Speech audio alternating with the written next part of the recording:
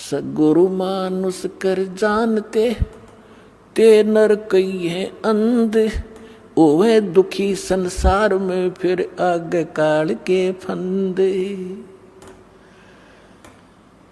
अब क्या बताते हैं कि गुरु को यदि आप मनुष्य एज ए मैन ट्रीट करोगे तो अधूरे रह जाओगे। जैसे पुण्यात्माओं, एक गणित के अंदर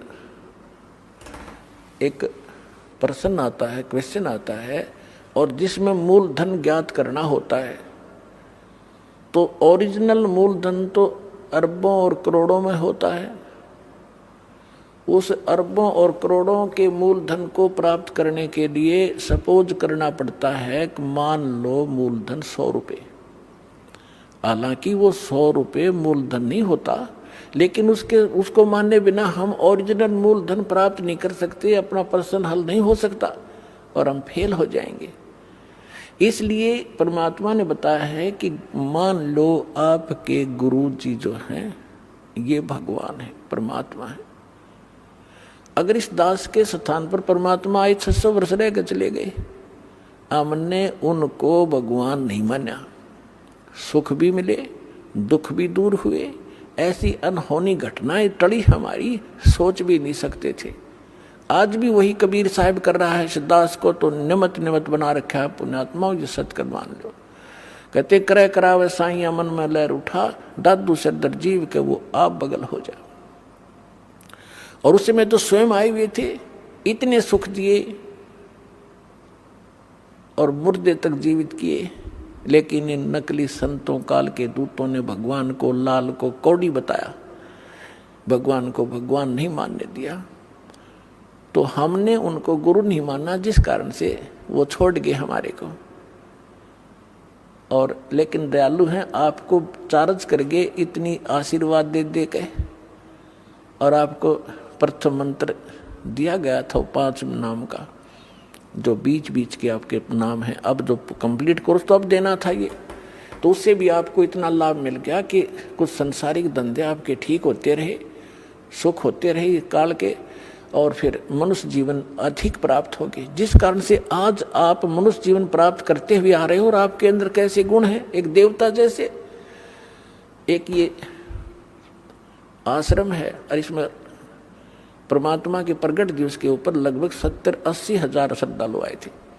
अरे ऐसे बैठे थे जैसे ऐसे ढंग से सेट रहे, यहाँ पर कोई किसी प्रकार की कोई असुविधा एक दूसरे को नहीं होने दी। आपके अंदर वो गुण मनुष्य वाले आज तक विद्यमान है, क्योंकि आप पहले से ही मनुष्य जीवन था आपका। और अब भी अगर इस समय पर भी आपको ये सतमार्ग ना मिलता तो आपकी बैटरी अब डिस्चार्ज हो जाती, फाइनल था आपका ये जीवन, आगे पशु योनि में जाते। तो अब दयालु ने फिर आकर चार्जर लगा दिया, और अब भी चूक गए तो फिर असंग जन्म ठिकाना नहीं आपका, ये सत्कर मान लियो। असंग जन्म जाकर मुश्किल से फिर कभी इसी समय में ये दाव आपका फिर लगेगा। अब मान लीजिए मूलधन 100 रुपये, अब वो 100 रुपये मूलधन माना और प्रश्न हल हो गया, ओरिजिनल मूलधन मिल गया जो लाखों और करोड़ों में था। तो इस दास को आप ये समझ लीजिए कि इस दास के स्थान पर परमात्मा होते कबीर साहब, जिसके लिए आप भटक रहे हो, जिसके लिए राजाओं ने राज त्याग दिया और उल्टे सुल्टे खड़े होकर के भगवान पाने के लिए तपस्याएं की, और वो यहाँ बैठे होते तो आप कैसा व्यवहार करते। मैं बताता हूँ कैसे करते हैं। एक तो झूठ नहीं बोलते, क्योंकि अंतर्यामी है, ये सारा जानते हैं। तो झूठ कौन बोलेगा? जो मर्यादा तोड़ रहा होगा, जो भगवान से डरने वाला ना होगा, जो ये नहीं समझ रहा होगा कि सामने भगवान, गुरु नहीं भगवान खड़े हों, तो मैं उनसे क्या प्रश्न उत्तर करूं, तो वो सच झूठ नहीं बोलेगा। कोई गलती हुई है तो वो कहेगा जी गलती होगी, मैंने बीड़ी पी ली या कोई देव पूज लिया या कोई अन्य गलती होगी, तो उसका समाधान दिया दाता ने कि आपका कनेक्शन कट गया, इसको पुनः सुचारू करवाइए, शुद्धिकरण मंत्र की करा ले और फिर से शुरू हो जा, आगे गलती ना करना। तो ये थोड़ा सा ऑप्शन इसलिए लिया है परमात्मा ने कि इस काल ने पूरे मानव को अज्ञान से भर रखा है, और एक परिवार में एक या दो ही परमात्मा का बच्चा प्रथम आता है, और वो कोई ना कोई ऐसी समस्या उसके आगे अड़ ही जाती है जिस कारण से संघर्ष करते करते भी गलती बन जाती है। तो फिर उसके लिए बताया जाता दोबारा उपदेश ले और आगे भगवान को याद करके और मर्यादाएं खंड नहीं करना, नहीं तो भक्ति नहीं चलेगी। तो एक दो बार आपको ये ऑप्शन दिया गया है और आप इसको फिर दोबारा ले लीजिए मंत्र, आप फिर स्टार्ट हो जाएंगे।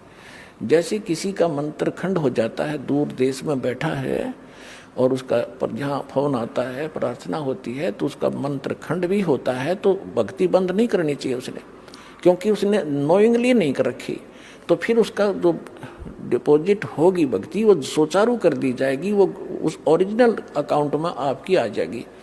जैसे बैंक में कई बार पैसे डाल दिए जाते हैं, कोई नंबर अकाउंट का गलत हो जाता है, बाकी एड्रेस सही है, तो फिर जाकर उसको शुद्ध करा लिया जाता है और मूल अकाउंट में आ जाता है फिर वो।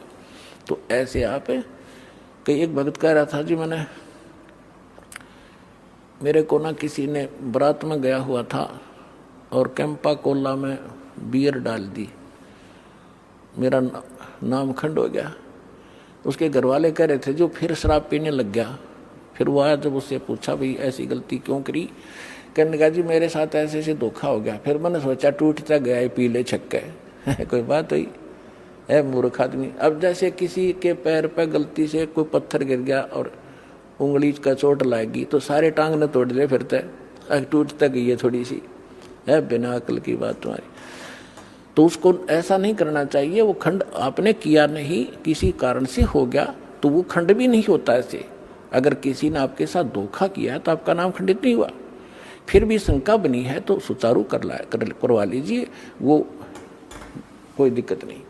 और भक्ति नहीं छोड़नी चाहिए, वो करती रहनी चाहिए। किसी भी कारण से खंडित हो भी गया है, साधना करते रहिए, लेकिन इस उद्देश्य से कि फिर माफी मांगूंगा या घर बैठ के करते रहे तो बिल्कुल कभी अकाउंट आपका नहीं जुड़ेगा, सदा के लिए खत्म हो जाएगा। इसलिए ऑप्शन दिया गया कि दोबारा आके सुचारू करवा लीजिए और दीक्षा अपनी फिर से चालू कराइए कनेक्शन।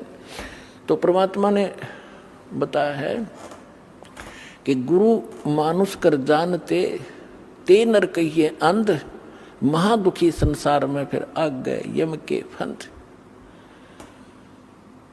अब गुरु जी के सामने कैसे व्यवहार करें, कोई अभिमान शब्द नहीं मुख से निकले।